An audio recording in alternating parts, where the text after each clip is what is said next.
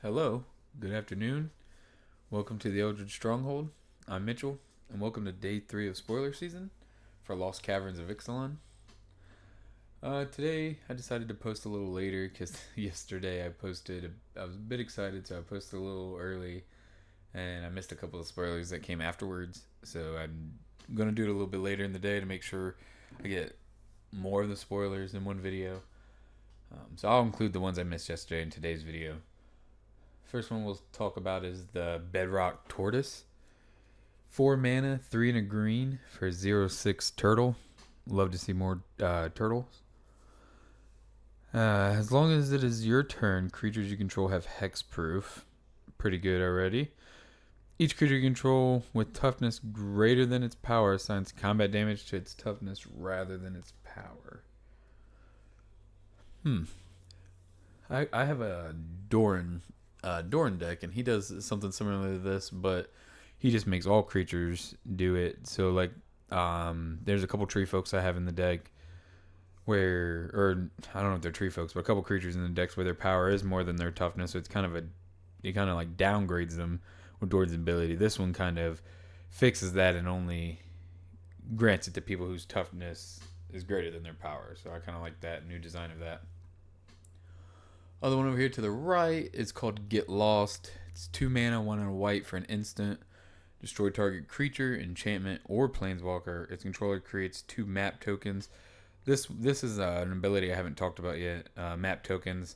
They're artifacts with pay 1, tap, sacrifice this artifact. Target creature you control explores. Activate only as a sorcery. Kind of neat. So for 2 mana, you're destroying a creature, enchantment, or planeswalker. This can see play in different things. Maybe Pioneer. When I was playing Pioneer, I knew there was like Lilianas and stuff that was pretty bad. So this actually kills a walker for 2. So planeswalkers are still pretty heavy in Pioneer. They might play that. Going on to, I believe these are the special guest cards. I believe you have a Wedding Ring. Always nice to see a reprint of this card, and that artwork is pretty sweet. Colossus Hammer, pretty sweet artwork again. I love that card. Whisper Silk Cloak. This one, we'll click this one. Go here. Amelia, Beneviz Aguirre. Anyway, she's a white, 1 white, 1 black for a legendary creature, Vampire Scout. Ward, pay 3. Whenever you gain life, Amelia explores. Then destroy all creatures of Amelia's powers is exactly 20. That's a pretty neat design for a commander. Whenever you gain life, she explores. Okay, so the explorer's giving her the +1/+1 counters. Okay. Yeah, I can see. That's pretty cool. And it's a vampire. Moving on to the next one. This one in the middle. Captain Storm, Plunderer of Cosmium.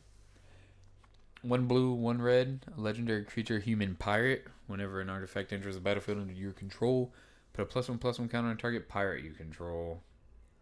Some pirate synergy. I'm really hoping pirates get some pretty cool stuff this set, because the first Ixalan set I was excited about it, but they didn't turn out to be really anything I wanted. So let's hope this set brings them up. This looks like maybe another cave land. Yeah, another Pit of Offering. Enters the battlefield tapped. Whenever Pit of Offering enters the battlefield, exile up to 3 target cards from a graveyard. Taps for a colorless, or taps for 1 color, or 1 mana of any color among the exiled cards. So that's pretty cool. It can become a 5 color land.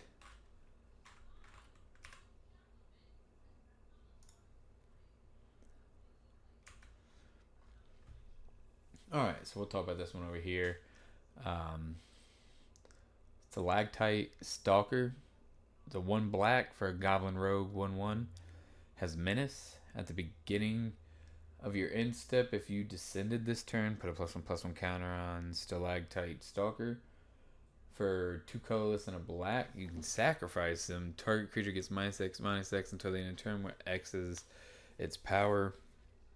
So you descend, descend, descend. Get this thing bigger, then it becomes a pretty good removal spell. Even -X, -X. We'll skip them. We'll go to this new land over here. I really dig this artwork. Sunken Citadel. It's another cave. It enters the battlefield tapped. When it enters the battlefield, choose a color. You can tap to add 1 mana of the chosen color, or you can add 2 mana of the chosen color. But this mana can only be used for activated abilities of a land source. It can find its place. I like it. I mean,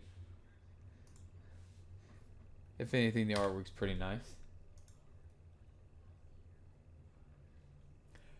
Alright, we have Terror Tide for 2 colorless, 2 black. Fathomous Descent. All creatures get -X, -X until the end of the turn. X is the number of permanent cards in your graveyard. Can be good early, gets better over time. Polani's Hatcher.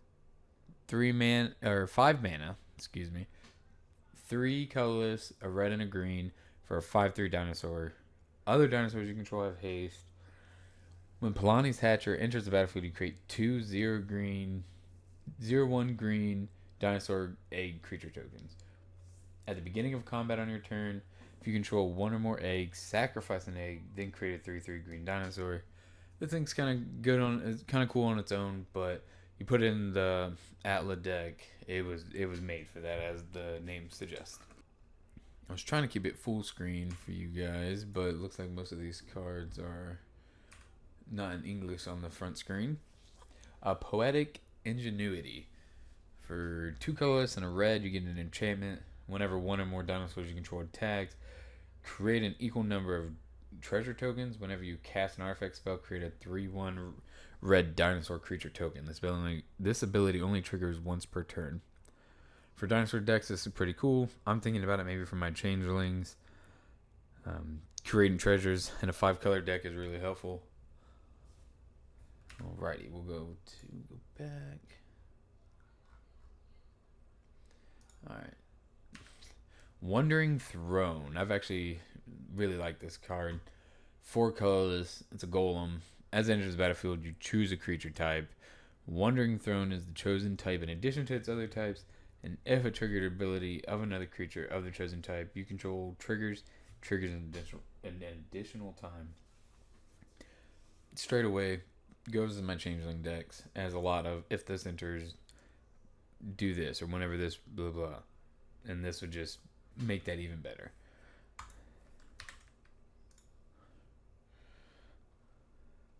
Next one, the 1,000-Year Calendar. 1 colorless for a legendary artifact. Whenever 1 or more permanents become untapped during your untap step, put that amount of time counters on 1,000-Year Calendar. You can pay 2, tap it, double the amount of time counters on 1,000-Year Calendar. When there are 1,000 or more time counters on the 1,000-Year Calendar, sacrifice it, and each opponent loses 1,000 life. Yes, you heard that right. Yes, you read that right. If you have 1,000 more time counters on it, you can sacrifice it. Each opponent loses 1,000 life. I read one of the comments down here. It says, "Take that, Soul Sisters." Exactly. Life gain is out of here. This card wrecks it. No, but it's pretty cool. I mean, you can, I'm pretty sure, you can proliferate the counters, double them up. Get to 1,000 will take a little bit, but it's actually pretty sweet if somebody pulls this off.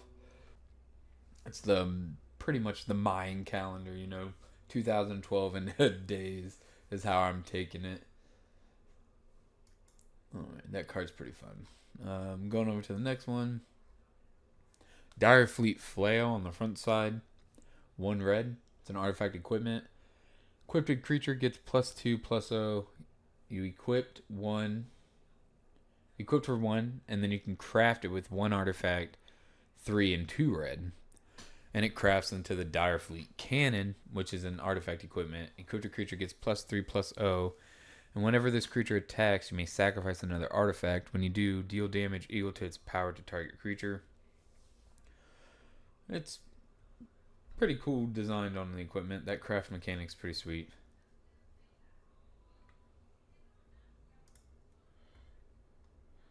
Next, so that's that. We'll go here. Belligerent Hammer Skull. 2 colorless, green, for a 6/6 dinosaur. Whenever Belligerent Hammer Skull attacks, if you don't control another dinosaur, put a stun counter on it. 3 mana for 6/6 is pretty good. It does have that drawback, but in the dinosaur deck, like in standard or something, this thing will probably be a beater. Skip over here. These are the ones we missed from yesterday. Tyrion's Journal. 1 and a black for a legendary artifact. You can tap it and sacrifice another creature or another artifact or creature to draw a card, but you can only activate it as a sorcery. And you can pay 2, tap it, discard your hand, and transform it. Transform to a legendary land, and it's a cave.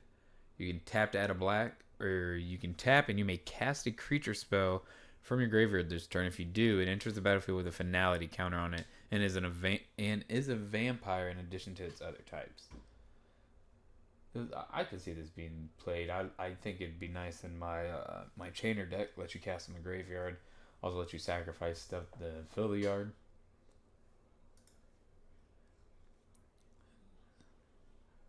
Guess I don't have to click for these ones. Got in the habit. The Matza. The Matza the Great Door. I'm not really sure how to pronounce that. 3 colorless, legendary artifact. Tap it, draw a card, then discard a card. Pay 4, tap it, transform this.